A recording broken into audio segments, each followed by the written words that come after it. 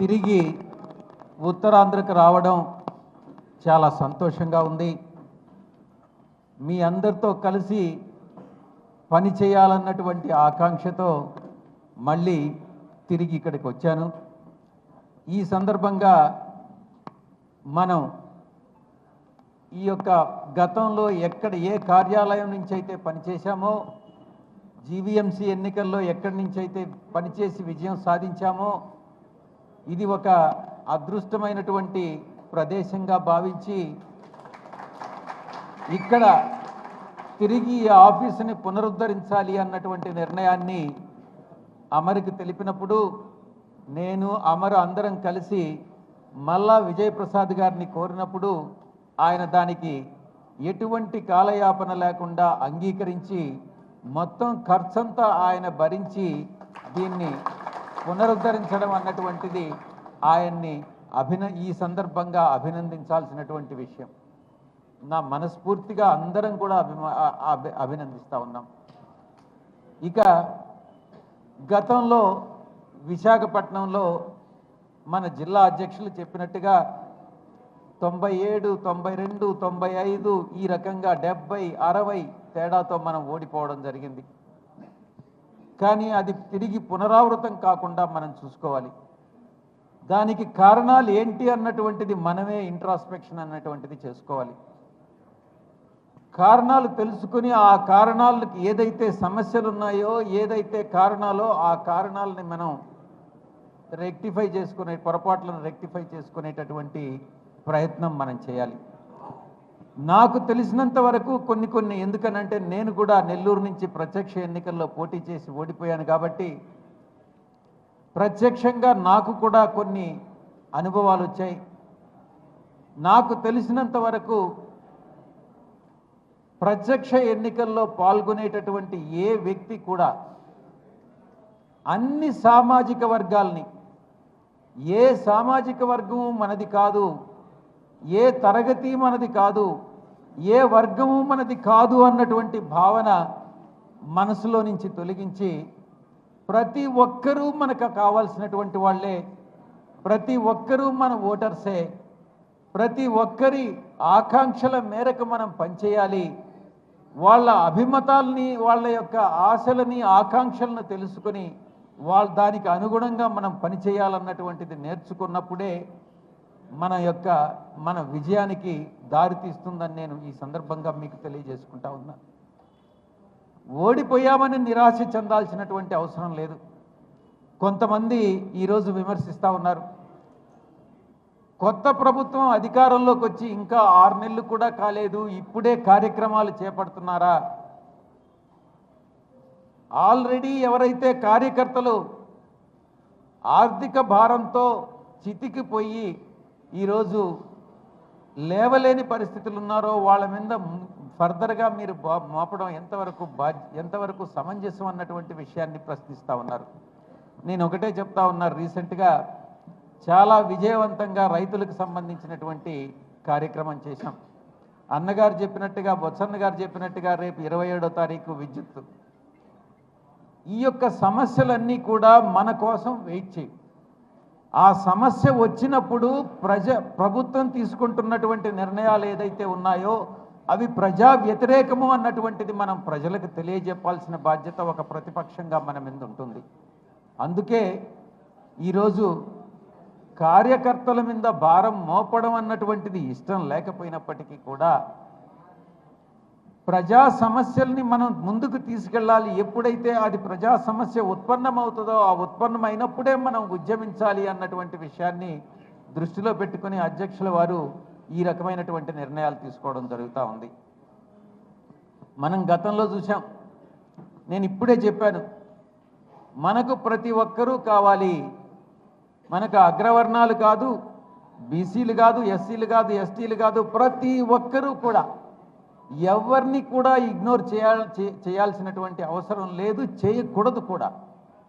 ప్రతి ఒక్క సామాజిక వర్గం మనకు అవసరమే అన్నటువంటి దాన్ని దృష్టిలో పెట్టుకొని గతంలో తప్పకుండా అంటే పేదలు, బడుగు బలహీన వర్గాలు ఆర్థిక, రాజకీయ సహకారం ఎవరికైతే అవసరం ఉందో ఏ సామాజిక వర్గంలో ఉన్నప్పటికీ కూడా వాళ్ళందరికీ కూడా మనం సహకరించాల్సినటువంటి ఆవశ్యకత మన మీద ఉంది అన్నటువంటి విషయాన్ని నేను తెలియజేసుకుంటా ఉన్నా. ఒక పేదరికం అన్నటువంటిది కొన్ని సామాజిక వర్గాల్లో ఎక్కువగా ఉండొచ్చేమో, కానీ అగ్రవర్ణాల్లో కూడా పేదరికం ఉండదు అని మనం చెప్పడానికి లేదు. అది పేదరికం ఎక్కడున్నా కూడా, ఏ సామాజిక వర్గంలో ఉన్నా కూడా, బడుగు బలహీన వర్గాలు ఎక్కడున్నా కూడా వాళ్ళందరికీ మనం చేదోడు వాదోడుగా ఉండాలి. వాళ్ళని అభివృద్ధి, మిగతా సామాజిక వర్గాలతో పాటు మిగతా వర్గాలతో పాటు అభివృద్ధి చెందించేటటువంటి కార్యక్రమం మనం చేపట్టాలి అని ఈ సందర్భంగా నేను విన్నవించుకుంటా ఉన్నా. మనం పెట్టేటటువంటి పథకాలు ఏది కూడా ఒక సామాజిక వర్గాన్నో, ఒక మతాన్నో, ఒక కులాన్నో ఆధారం చేసుకొని కాకుండా బడుగు బలహీన వర్గాలు ఎక్కడ ఉన్నా కూడా వాళ్ళందరికీ కూడా ఈ యొక్క సంక్షేమ పథకాలు అందేలా చేసినప్పుడే మనకు బంగారు భవిష్యత్తు ఉంటుంది అని నేను మీ అందరికీ కూడా సభాముఖంగా తెలియజేసుకుంటా ఉన్నా. ఎందుకంటే ప్రచారానికి వెళ్ళినప్పుడు కొంతమంది నన్నే ప్రశ్నించారు, మీ ఓటు మాకు అక్కర్లేదంట కదా అని నన్ను అడిగారు. నేను ఒక్కటే చెప్పాను, మీకు కావాల్సింది కొన్ని వర్గాలు మాత్రమే, మా వర్గాలకి మా ఓట్లు మీకు అవసరం లేదని మీరు చాలా స్పష్టంగా చెప్పారు కదా అని నేను ప్రశ్నించడం జరిగింది. కాదు, ప్రతి ఒక్కరూ అవసరమే. ఏ సామాజిక వర్గానికి చెందినటువంటి వ్యక్తి అయినా కూడా పేద బిలో పావర్టీ లైన్లో ఉన్నా, లేకుంటే అవసరాలు ఉన్నా, ఏదున్నా మనం ఆదుకోవాల్సినటువంటి అవసరం మనకు ఉంది అన్నటువంటి విషయం. ఇక రెండవ కారణం కార్యకర్తలు.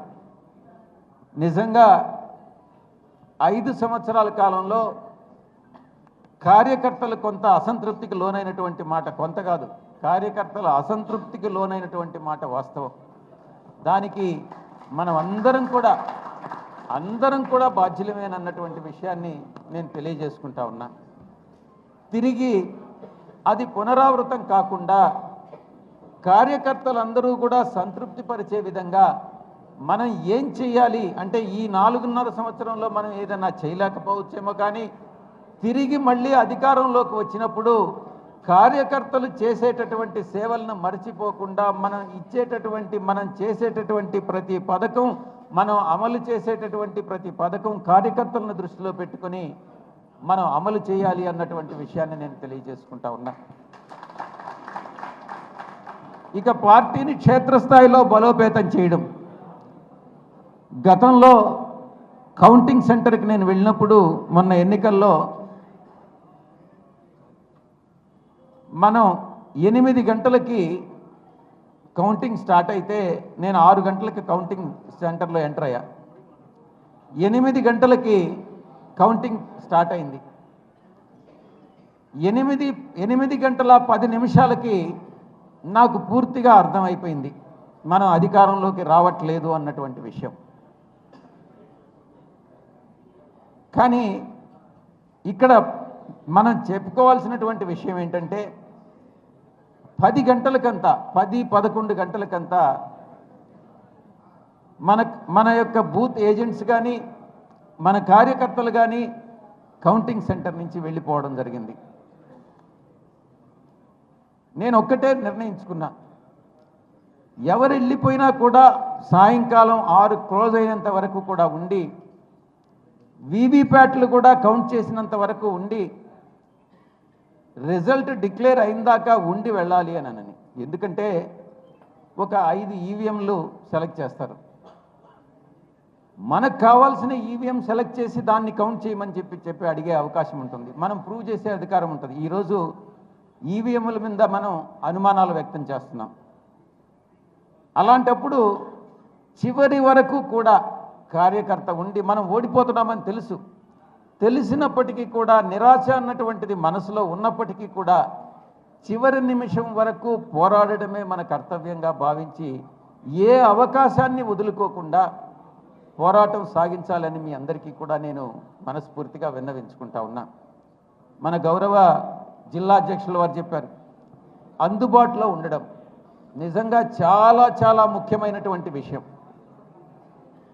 అధికారంలో ఉన్నప్పుడు కొన్ని సందర్భాల్లో అధికారిక కార్యక్రమాల వల్ల మనం అందుబాటులో ఉండకపోవచ్చేమో, కానీ ఇప్పుడు అధికారం లేనప్పుడు ప్రతి ఒక్కరికి కూడా ఎప్పుడు ఫోన్ చేసినా, అంటే మీరు రాత్రి 11 గంటలకి చేయమని నేను చెప్పట్లేదు, ఏ సమయంలోనైనా కూడా ఎమర్జెన్సీ ఎప్పుడైనా చేయొచ్చు. ఏ సమయంలో కూడా మనం కార్యకర్తలకి కానీ ప్రజలకి అందుబాటులో ఉంటే తప్పకుండా మనం విజయం సాధించేటటువంటి అవకాశం ఉంటుంది అన్నటువంటి విషయాన్ని నేను తెలియజేస్తా ఉన్నా. గతంలో జీవీఎంసీ ఎన్నికల్లో మనం ఎలాగైతే విజయం సాధించామో అదే కృషి, అదే పట్టుదలతో కానీ మనం పనిచేసినట్టయితే తప్పకుండా తిరిగి మనం 2027 ఎన్నికల్లో మనం విజయం సాధిస్తామని నేను తెలియజేసుకుంటా ఉన్నా. నేను మొట్టమొదటి నుంచి కూడా చెప్తా ఉన్నా, తిరుపతిలో భూమన కరుణాకర్ రెడ్డి గారి ప్రమాణ స్వీకారం సందర్భంగా మొట్టమొదటిసారిగా నేను చెప్పాను, పార్లమెంటులో 1 నేషన్ 1 ఎలక్షన్ అన్నటువంటి బిల్లు వస్తుంది, 2027లో ఎన్నికలు జరుగుతాయి అన్నటువంటి విషయాన్ని నేను చెప్తా వచ్చాను. తప్పకుండా కాకుండా 2027లో పరిస్థితులు మారి అది బీజేపీ పార్టీకి అనుకూలంగా, అంటే అధికార పక్షానికి అనుకూలంగా లేనట్లయితే ఏదన్నా పోస్ట్పోన్ చేయొచ్చేమో, కానీ ఎందుకంటే ఈ చట్టంలో బిల్లులో ఒకటే పొందుపరిచారు, ఆ డేట్ అనేటటువంటిది ఎప్పుడు అమల్లోకి వస్తుందన్నటువంటిది భవిష్యత్తులో ప్రభుత్వం నిర్ణయిస్తుంది అన్నటువంటి విషయాన్ని. వారికి అనుకూలంగా లేకుండా పోస్ట్పోన్ చేస్తారేమో, కానీ తప్పకుండా 2027లో మనకి ఎన్నికలు వస్తాయి. కానీ సాధారణంగా కానీ చూసుకుంటే జూన్లో రావాలి 2027, కానీ నా యొక్క ప్రెడిక్షన్ జూన్లో రాకపోవచ్చు, సెప్టెంబర్లో రావచ్చు అన్నటువంటిది నా యొక్క అంచనా. తప్పు కావచ్చు, కానీ 2027 ఎన్నికలకు మనం అందరం కూడా సిద్ధంగా ఉండాలి అన్నటువంటి విషయాన్ని నేను మీ అందరికీ కూడా తెలియజేసుకుంటా ఉన్నా. ఇక మహిళా బిల్లును మనం పాస్ చేశాం గతంలో, తప్పకుండా 33% మహిళలకు రిజర్వేషన్ వస్తుంది, వచ్చి తీరుతుంది. ఎక్కడ ఏ నియోజకవర్గాలు పెరుగుతాయి, డీలిమిటేషన్ వస్తుంది. ఆంధ్ర రాష్ట్రంలో 175 నుంచి 225 అవుతాయి. అలాగే లోక్సభలో స్థానాలు పెరుగుతాయి, రాజ్యసభలో స్థానాలు పెరుగుతాయి. మహిళలకి దాంట్లో పెరిగినటువంటి సీట్లలో 33%, అంటే 1/3 మహిళలు. మొత్తం సభలో ఏ సభలో చూసినా కూడా ప్రతి ముగ్గురులో ఒక మహిళ ఉంటారు అన్నటువంటి విషయాన్ని మనం తెలుసుకోవాలి. ఇప్పటి నుంచే ఏ నియోజకవర్గాలు మహిళలకు వస్తాయో, ఏవి రిజర్వేషన్ డీలిమిటేషన్లో రిజర్వ్ అవుతాయో ఇప్పుడే చెప్పలేం, కానీ మొత్తం మీద అందరం కూడా దానికి సిద్ధంగా ఉండాలి, మహిళల్ని ఎంకరేజ్ చేయాలి. ఏ నియోజకవర్గాల్లో అంటే ఇప్పుడు 2225లో 1/3, అంటే ఇంచుమించుగా 75 మంది మహిళలు ఉంటారు అక్కడనే. 75 కాన్స్టిట్యున్సీస్లో మహిళలు ఉంటారు. కాబట్టి మహిళలకి ఇప్పటి నుంచే కూడా మనం మహిళలకు ప్రాధాన్యత ఇచ్చి వాళ్ళని ఎలక్షన్కి సిద్ధపరిచేదానికి మనం అందరం కూడా సమాయత్తం కావాలని నేను మీ అందరికీ కూడా నేను విన్నవించుకుంటా ఉన్నా. ఈ సందర్భంగా నేను మరొక విషయం కూడా తెలియజేసుకుంటా ఉన్నా. చాలామందికి అపోహలు ఉండొచ్చు, ఇక్కడికి మళ్ళీ సాయిరెడ్డి ఎందుకు వచ్చాడు, ఇక్కడి నుంచి ఏమన్నా పోటీ చేస్తాడని. నాకు పోటీ చేసే ఉద్దేశం లేదు. పార్టీని ఇక్కడ బలోపేతం చేయాలన్నటువంటి ఒకే ఒక సదుద్దేశంతో నేను ఇక్కడికి వచ్చా. కాబట్టి అటువంటి అపోహలే వద్దు. తప్పకుండా అందరం కలిసికట్టుగా ఐకమత్యంగా సీనియర్లందరికీ కూడా అత్యంత విలువిచ్చి ప్రజల యొక్క అభీష్టం మేరకు మనం నడుచుకుందామని మీ అందరికీ కూడా తెలియజేసుకుంటూ, ఈ యొక్క జిల్లా నాయకత్వానికి, అన్న బొత్స సత్యనారాయణ గారికి, వేదిక పైన ఉన్నటువంటి పెద్దలందరికీ, మాజీ సభ్యులకి, మాజీ శాసనసభ్యులకి, మేయర్ గారికి, నా యొక్క కొలీగ్ తనుజరాణి గారికి ప్రతి ఒక్కరికి కూడా పేరు పేరున కృతజ్ఞతలు తెలియజేసుకుంటూ నేను సెలవు తీసుకుంటా ఉన్నాను.